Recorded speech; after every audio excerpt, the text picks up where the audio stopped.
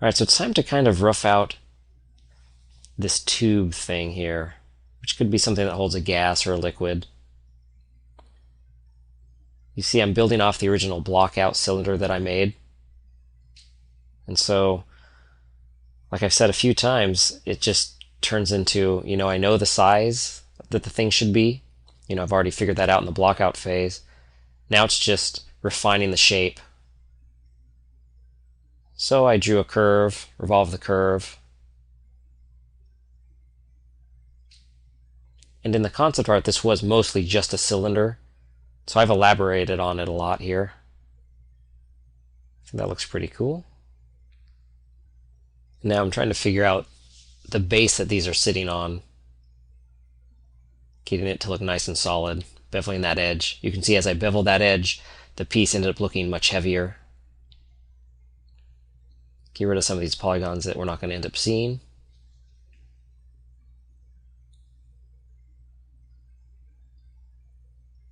And this little thing is kind of like a valve system.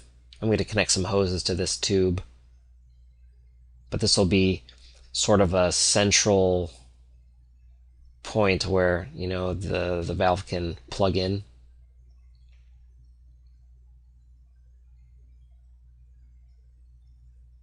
And this stuff too was not necessarily spelled out in total detail in the concept art. But to me, this is the fun part. This is where I get to kind of put my spin on it, add more detail, and just elaborate. And I think I'm going to put another ring around this tube to make it have a better profile. And if you look in the lower left-hand corner, there's the concept just so we can compare, just to make sure we're not getting too far off from the original idea.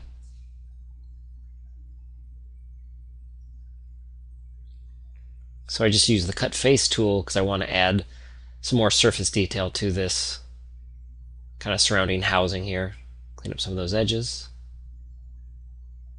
And we'll just make those edges, pull them up a little bit so we don't have 90-degree ugliness. Go ahead and delete these faces and then snap these edges to the same plane as the other edge. Now we've made that top housing look a little bit more interesting. And here I'm using the lattice tool to refine this piece a little bit. Make sure that it's on the grid and nice and neat. The lattice tool is a great tool for kind of adding broad strokes to your model.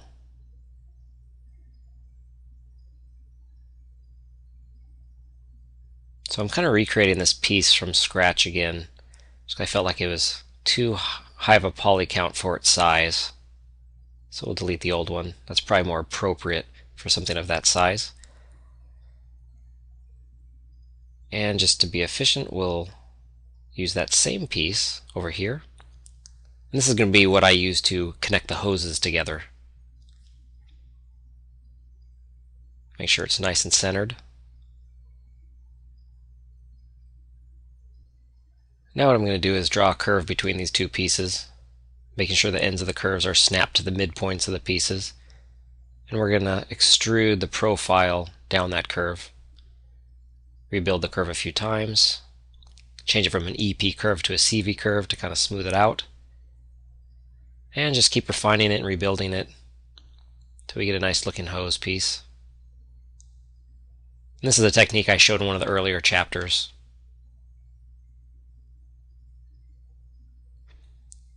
Go ahead and make this into one big group. And let's just hit Shift D to duplicate it.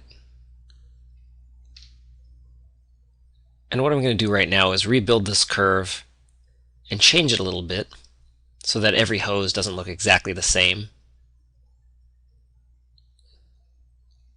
I feel like I want them to be similar, but not the exact same piece of geometry.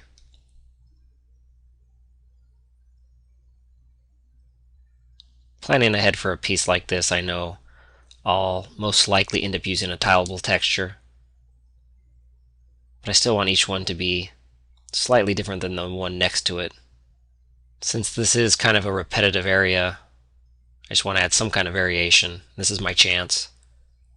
I can't make each of the canisters look too different as far as the modeling is concerned. Maybe texturing we can. So adding some variation to these hoses will give the scene what I call signs of life. It'll just look more realistic. Plus, I want the material for these hoses to be some kind of rubber. And so each one flexing slightly different than the one next to it, I think will help sell that.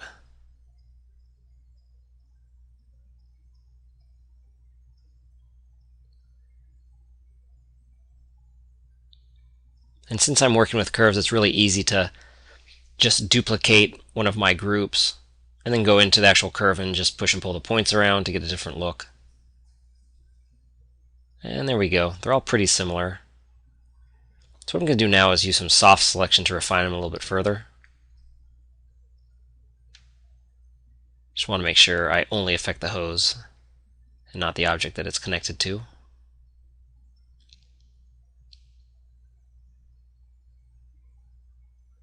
And there we go. They look almost the same, but have a little bit of variation. And I think the eye picks up on things like that. If I just duplicated the same hose 8 times across, or however many there are, you kind of pick up on it. It looks too modular, too perfect. And what I did right there was I duplicated that little detail. I didn't like how it was meeting up with the ground. It just was too clean. So I wanted to make a little bracket piece that met up between the detail that's holding the hose and the ground. And so now I'm going to move on to this ground level piece. And again, what I'm doing is roughing out a curve, snap it to the grid, and I'm building on top of the block out that I made. We won't actually use the block out to start modeling in this case. We'll just build on top of it. I like where it's placed and I like the size. So I just made 2 curves and then lofted them, duplicated it and mirrored it. Now we're filling in these holes here. Use the split polygon tool to connect everything.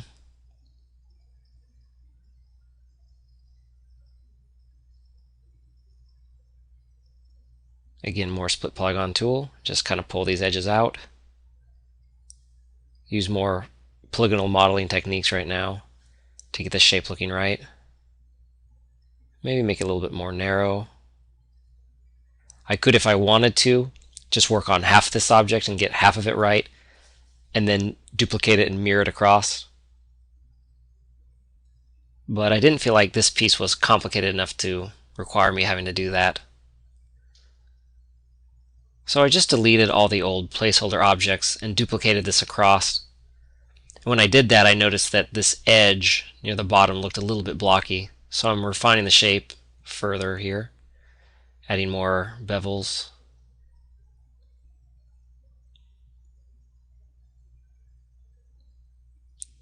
Go into the channel box after we run the bevel tool and refine the size of it.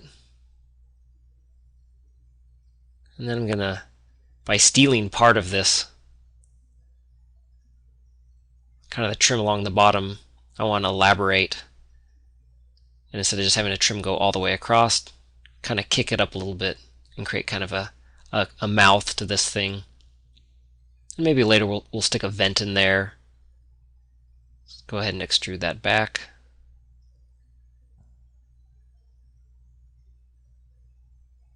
And now we're getting somewhere, I think. You can see that piece looks much more interesting than the ones I had before, so let's go ahead and delete those. And still continue to clean this up a little bit, get our edges on the grid. Make it a little bit shorter, sticking out a little bit too far. The angle was odd. And now let's move on to this detail up near the roof here. Some kind of protrusion, which will be good. This will serve as something that can break up that top edge, get rid of that perfect horizontal line that we have.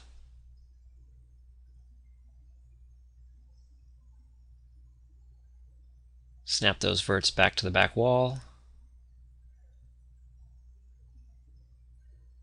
And to break up that edge, which I was just talking about, I'm extruding this piece to make it a little bit fatter. so that it intersects with that top piece. Get rid of those old ones, put it back in. And so since these are protruding up into this edge, we can now make kind of a custom trim.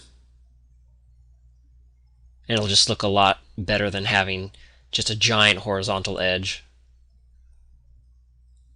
And if you can't tell by now, I really like using curves and using the offset curve tool,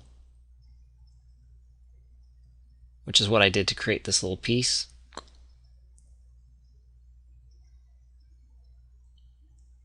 Refine that a little bit more. Get rid of the other one so we can just kind of duplicate it and move these across.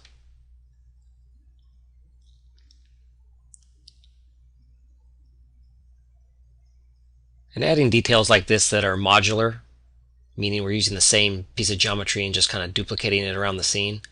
This is very good because we only have to texture one of them and then just kind of move it around and it'll be done.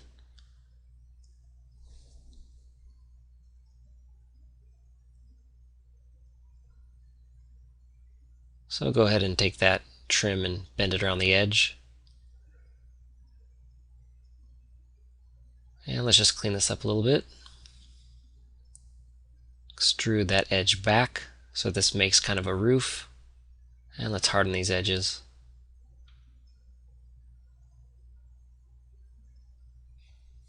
You may have noticed that the edges of all my geometry are displaying black. And that's because I've put all of the geometry for this section of the environment into one layer, which I'm calling wall_R. And I really encourage you to use layers. It just helps to organize the scene. Plus, if you want to turn off big chunks of your scene to see what's going on in other areas, it's really easy to do. So what I'm doing now is I'm rebuilding this edge, which is one of the first things I started on. Because after building out more of the scene and then looking at that edge, it just didn't look as good as some of the surrounding geometry. So I had to refine it. That happens. Okay, so now that we have that bottom area looking pretty good, what I'm going to do here is speed up the time lapse a little bit. Hopefully by now you understand how I'm using the modeling tools that I showed in the previous chapters. And if you don't worry, because we have 2 more chapters of time-lapse of me modeling out the environment. Because one of my main goals in doing this DVD was to show the entire modeling process. You know, everything from initial scene block out and planning to the final polish and cleanup of our geometry. So getting back to the time-lapse here, I'm working on one of the mid to upper sections now of this kind of right wall section. And this piece was created, like so many others before it, by drawing out a curve, offsetting the curve, and lofting the 2 curves, which is what I'm doing right now to kind of bring these faces out. When I eventually go in to texture this piece, I may take some of the details that I did, for example on that front face, and I may actually bake that down to a normal map instead of leaving it as geometry. But for now I'll just leave it so that when I come to the texturing part of this, I'll at least know what I was thinking. But this brings up kind of an important point, and that is that even though by the end of this DVD we'll have what you could consider a final modeling pass, meaning we could just put textures on it and call it a day, really, once I start texturing objects, I will a lot of times have to go in and change the modeling again as well. So this is just, you know, indicative of the quality of what the final model will be. But if I make some decision on how I want to texture something, for example, if I want to make something a little bit more narrow, let's say, the modeling can and will change once I'm in the texturing phase. So we'll get this to as final a state as we can for this DVD. But no polygon is safe. And you know, until a scene is fully textured and lit, there's a lot of reasons why things will have to change. But hopefully we don't have to change too much. And really we won't, as long as, while we're doing our initial modeling here, we take into account things like lighting and texturing and terrain painting. If we know what we want to accomplish at the end, we can take that into account now when we're doing our modeling so that there's no surprises later. Things will always have to be updated and revised. But the more experience you have building game levels, and the more you've gone through the entire process from start to finish, the better you'll be at making decisions, and the less rework you'll have to do on your modeling. So right now I'm still working on this mid to upper section of the wall. And this piece was created by starting with a plane and just using the cut faces tool to kind of get the divisions I wanted for the panels you see. And then I just used some extrusions and some bevels to kind of get this paneling.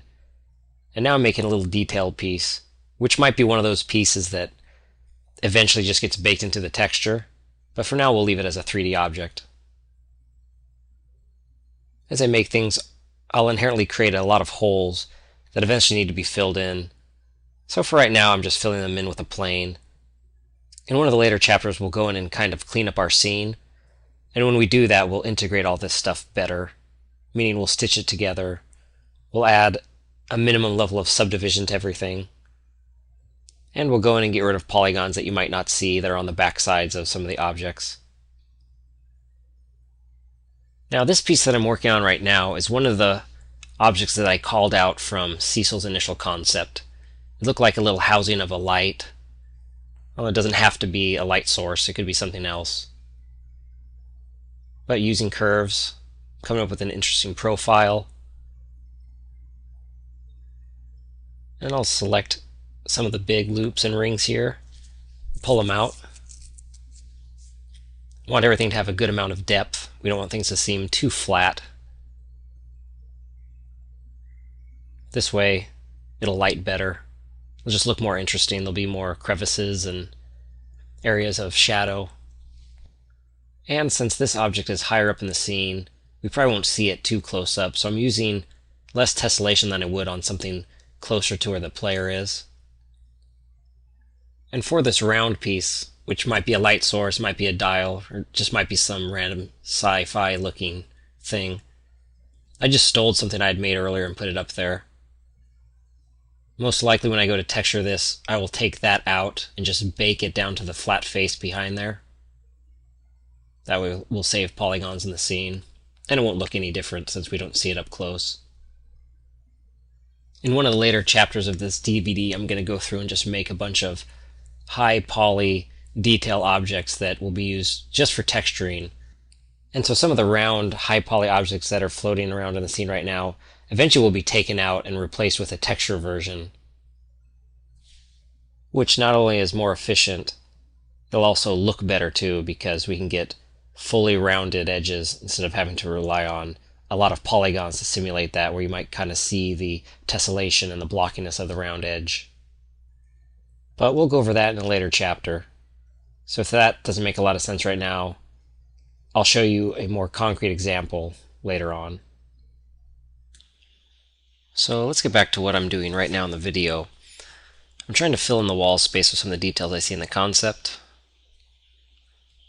Drawing out some curves, making sure some of these polygons are sitting nice and neat with even grid spacing.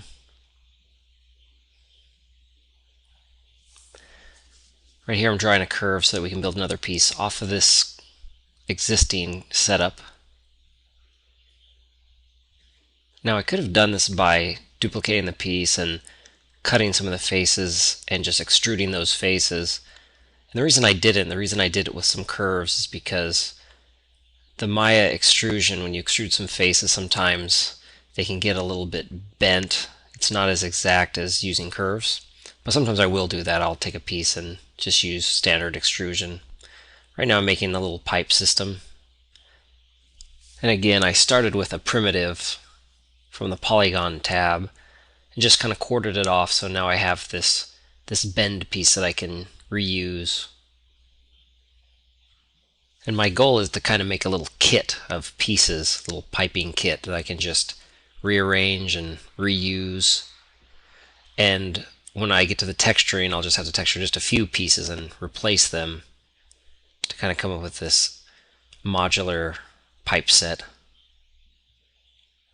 And I can make some sections longer, some shorter, but what's important is they all have this same size bend piece. And here I'm making a little bracket so that it'll kind of sell that it's a pipe. And this will be a piece that's modular too, and I can just kind of snap it all around.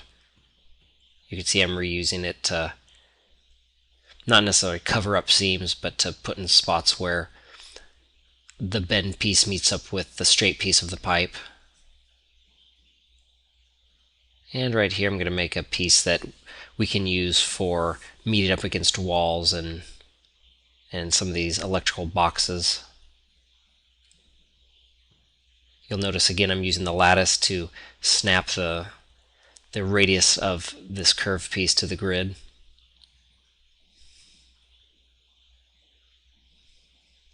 And there we go. We'll put this guy around, reuse him. So really I have a little primitive pipe kit that's made of just 3 pieces, a straight piece, a 90-degree curve piece, and a little bracket piece.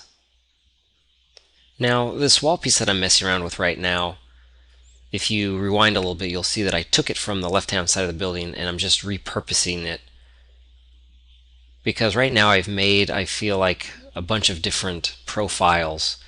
And I don't want to have a million different profiles because my plan for texturing is that each profile will correspond to a texture eventually. And so stealing this from the left-hand side of the building is enabling me to kind of work a little bit faster and not have to reinvent the wheel again, which is what I'm doing with these lights as well, just duplicating them and putting them around the environment. No sense to do the same thing a bunch of times when we can just steal it and repurpose it. When you're making a game environment, which is definitely dependent on certain restrictions for memory and time, you can use that cliche term that you got to work smarter, not harder.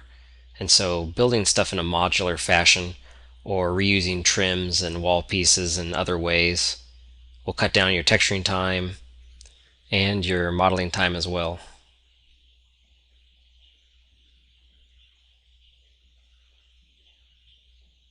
So not only right now am I trying to just kind of fill in the holes, I'm checking the alignment of some things, adding these connectors to the pipe, helping the pipe line up better with the wall, using my little pipe kit, because that was meeting up with the wall and clipping through another piece, and it just didn't look very neat. So we're getting pretty close to finishing off this building. So I'm going to create a few new curves here for the top right hand portion of this roof section. And go ahead and revolve this around to make it a little corner piece. Soften these edges. Select those edges and extrude them. And we'll weld this piece together and adjust some of our pipes. I'm going to go in right now and create a little box for the pipes to line up to, and then just kind of fill in this back area by selecting the bottom loop of edges and extrude it down, and then work a little bit more on this box. See, this box I didn't start with curves. I just did some cut faces to add in more horizontal lines, and then I'm just kind of pushing and pulling points and edges in more of the traditional box modeling. And the reason I built this hub was to add more pipes and kind of use it to break up the wall piece that it's on, so we don't have just a big long horizontal line. And so not only is it breaking up that wall, I'm also going to use it to use my little kit of pipes and meet this up with the wall here. Add that bracket piece in, and make a group of this and go ahead and duplicate it, just to get some of that sci-fi repetitiveness. And you can see right now, to kind of finish this building off, I'm stealing some of the common elements. That light that we see in 2 places in the concept art. I went ahead and duplicated that and put it on the left-hand wall. And I'm going to make another basic profile for a trim section up at the top here. Go ahead and split this piece in half and use the bridge tool to merge it back together. I could have also done that by selecting those edges and extruding the edges and just meeting them up with the opposite side. But then I would have had to weld the points and then soften the edges. And the bridge tool does that for me. Do the same thing right here. Duplicate that, select the edges, bridge it together, harden the edges, and just adjust it. Now we've made kind of this water tank looking thing at the top. Fill in the backside with the bridge tool again, and then fill the hole with the fill hole tool. So like I did with other sections of the building that were higher up, my polygon count up here is going to be a lot lower than it is closer to where the player could wander around. Just want to be efficient and not use a whole lot of polygons up high when we're never going to see it up close. Also, a lot of these pieces that are sitting higher up, I'll probably eventually just texture with tileable textures instead of unwrapping it like a character and doing a totally custom texture for that piece. It just doesn't make any sense. And I want to save that kind of detail for pieces that are closer up. That's really an important theory when creating game art, since it has to run in real time, on a console or a PC. You kind of have to choose where to put the detail. And so if you can use less polygons in places you won't notice in order to put a bunch of polygons in places you do notice, that's probably what you should do.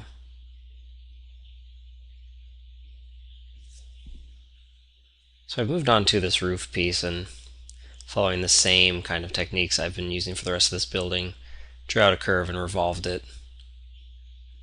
And my hope is, I'm kind of putting a lot of detail into this area pie, but I'm planning on using this for one of the wall trims later on.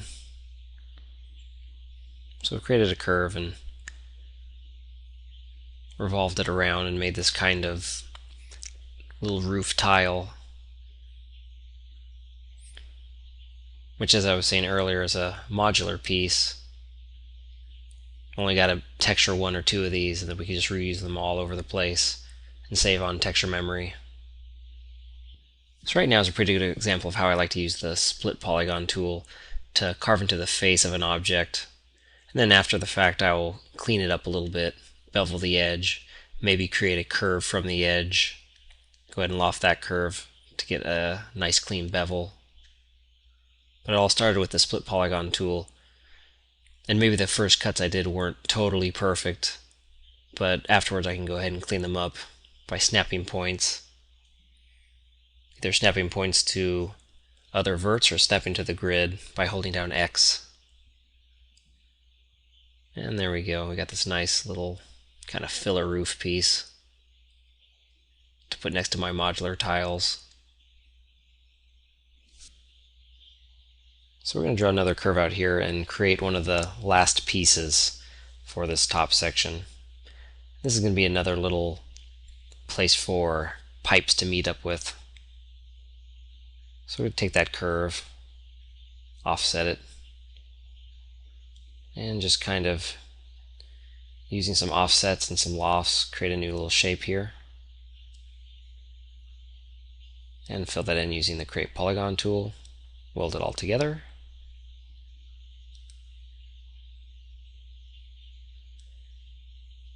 See if we can steal that nice edge from a previous area, just so we don't have to start from scratch by creating a new box and using the Cut Faces tool to add those cuts in the front. That's called working smart.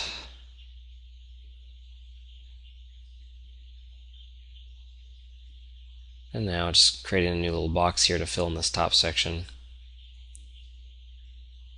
Put in some cuts. Use some scaling just to rough it out, and then after we have it roughed out, I'm going to go into the edges and snap it all down. Make it nice and neat and orderly, and then bevel these edges.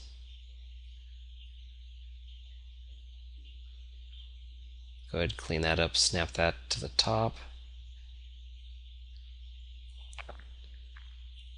So you can see I'm using a lot of extrusions.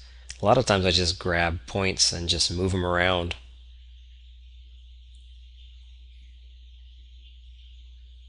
That was a great example of just pulling in a primitive piece that had the amount of sides I was willing to spend and snapping points that I had to that primitive piece to get that nice rounded section instead of starting all over.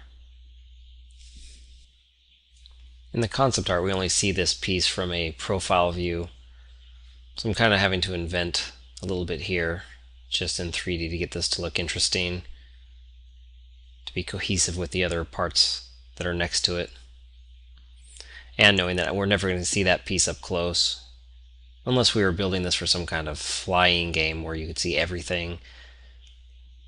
We're going to pretend for this game that we're a player that's pretty much stuck to ground level. And use my little pipe kit again. Let's attach some pipes to this new little hub thing we made. And eventually when I go in texture, just a few pipe pieces, I may have to go in and replace these with textured pieces. I could have done my UVs and planned for that ahead of time and actually assign materials to these pipe kind of library pieces, so that when it came down to texturing, I just had to texture a few of them and they all would have updated. I didn't do that, but that's something that I will frequently do. Okay, so to kind of finish up the modeling on this section, I'm just cleaning up a lot of this geometry, snapping the verts to the grid, make sure everything's lined up along the back, deleting faces that we don't see, and just comparing this to the concept art to make sure that it has the same feel and look, and that by itself with no textures on it, it still looks pretty solid. Because if that's the case, we know adding textures will just make it look that much better. And so after a little cleanup here, I'm just going to pull up the concept art in this chapter just so we can compare and see what we ended up with.